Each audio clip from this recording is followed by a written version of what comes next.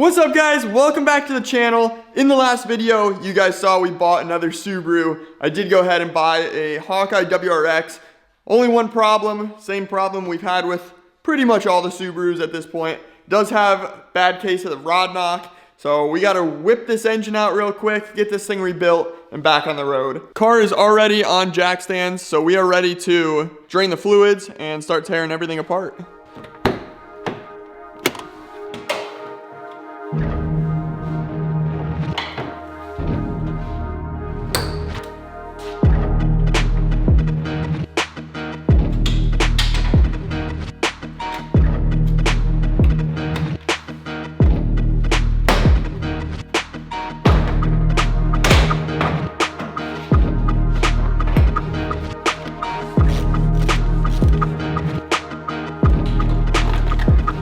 After removing the front bumper cover and the battery, we are now moving on to the intercooler piping and airbox. Intercoolers and their respective piping are very important if you are looking to push power. The purpose of an intercooler is to take all of the air that the turbo has compressed and cool it down before entering the engine. The cooler the air, the better, because the cooler air has a higher oxygen density, meaning more oxygen is included in a given volume of cold air rather than a given volume of hot air. This results in the combustion reaction being more effective, ultimately increasing power output.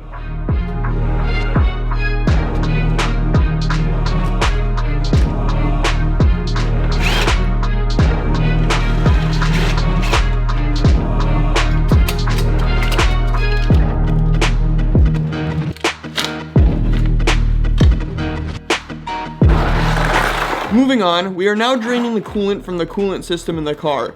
Traditionally, there's a little petcock at the bottom of the radiator to drain the coolant, but the cap was blocked off on this specific car.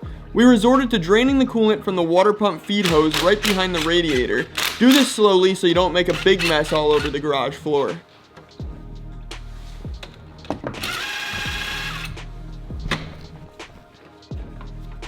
Making progress digging into this thing, but I want to point out that pretty much everything I've done on this car so far has been super freaking easy. I don't know if it's just because I've been working on the Evo too much, but for example, even compared to like other STIs and WRXs, this belt, I'm sure a lot of you guys know, is normally like a tension belt that you have to, or a stretch fit belt that you have to stretch onto here.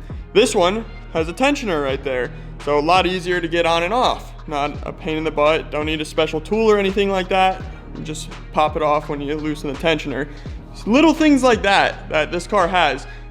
This crossover pipe, I'm not sure if it's any different, but everything on this car feels like it's more forward, and it's easier to get the clamp off, easier to get the hose off right there. Not that it's ever that big of a deal, but it just seems easier. I don't know. Maybe I've just been working on the Evos too much. No, I'm not saying the Evo engines are really crazy difficult. Some require some rocket science. They don't.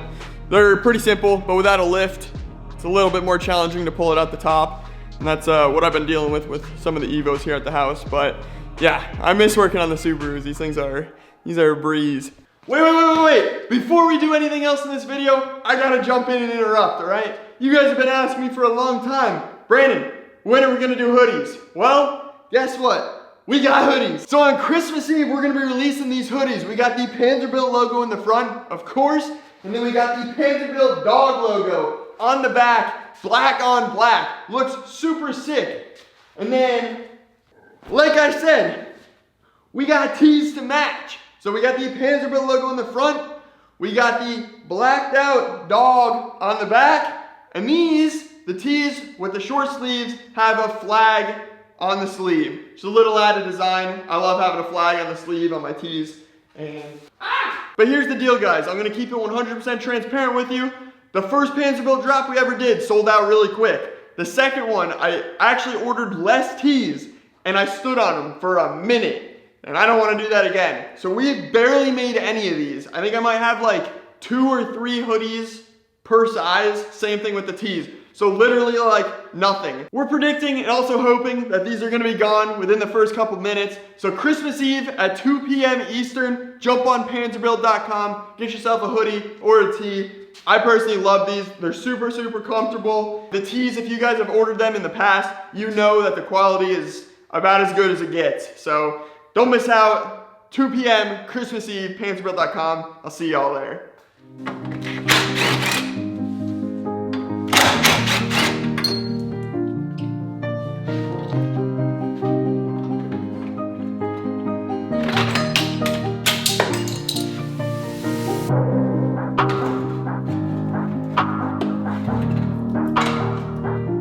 Well, that was a bit unconventional, and that's just me being stubborn, not wanting to pull the power steering hose off. We're just gonna take our pump and flip it off to the side. That way we don't have to bleed that at the end. But we got this off. Now, these hard lines, this is what made it really weird. This line was above that power steering hose, this one was below it. So I kind of had to tilt it sideways to slide it through. However, these hard lines will come off when we get an AOS in the car, so we won't have to worry about that anymore.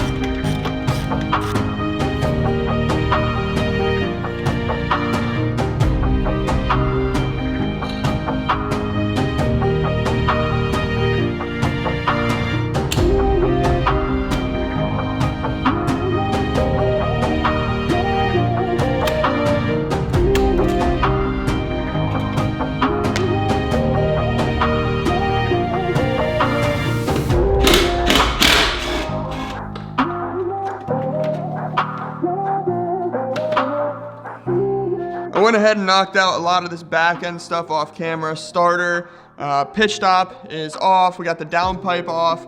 All that stuff is removed. The bell housing bolts and the 2 motor mounts at the bottom. Now the motor mount nuts, for whatever reason, were super tight. I think Hulk frickin' torqued them, but we had to use that big breaker bar and PV blaster to get those things off. Not ideal, but we made it happen. So last thing we gotta do is pull the fuel lines off, and that's pretty much it. We'll get the engine hoist hooked up and yank this thing out.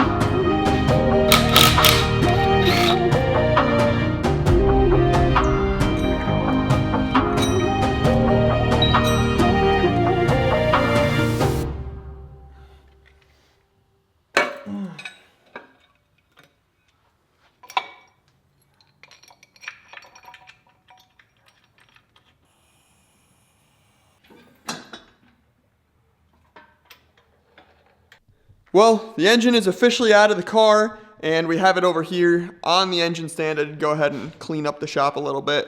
So we are good to tear this thing down to bare bones, figure out where our rod knock is coming from. Obviously a rod, but we'll figure out what cylinder it's on. I haven't even drained the oil yet, so let's go ahead and do that, and then we'll just start digging in.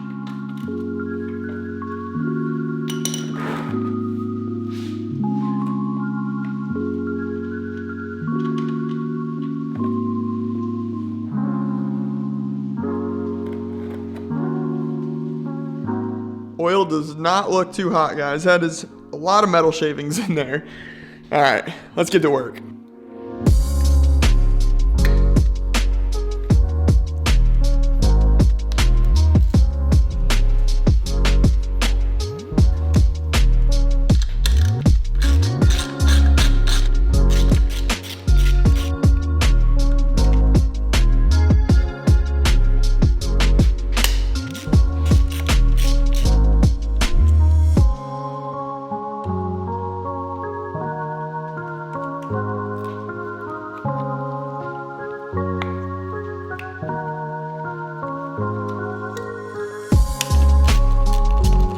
The goal here is to remove the intake manifold, the TGVs, the wiring harness, the fuel rails, fuel lines, all as a separate unit from the engine. It's a lot easier to separate everything once it's on the table and you have clear access to all the bolts holding, you know, your little wire harness, the fuel lines, all that to the manifold.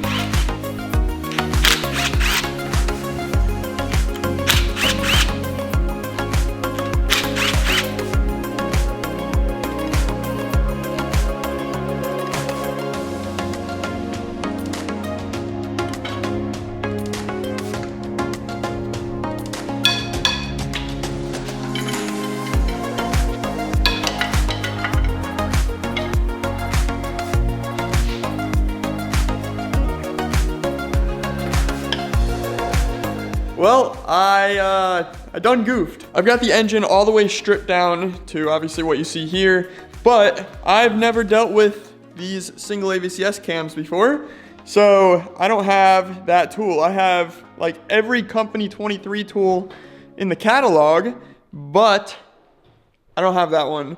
So yes, I know I could slap this gear back on and use the belt and pinch it, but my buddy, actually the owner of this car, has that tool at his house, so we're just gonna grab that tomorrow. But with that said, I'm gonna get the shop cleaned up. It's, we got parts everywhere. So the trailer seems to be my big storage unit for all the cars. I think I have my Evo, customer Evo, and now this WRX all stocked in the trailer. So yeah, it's getting full. We are out of space here. One day we'll get a shop, I promise. But yeah, I'm gonna wrap up this video right here. If I get to this tomorrow, then, you know, we'll knock it out. But I think this video is gonna be pretty good as it is. So I'll catch you guys in the next one. Until then, peace out. See y'all later.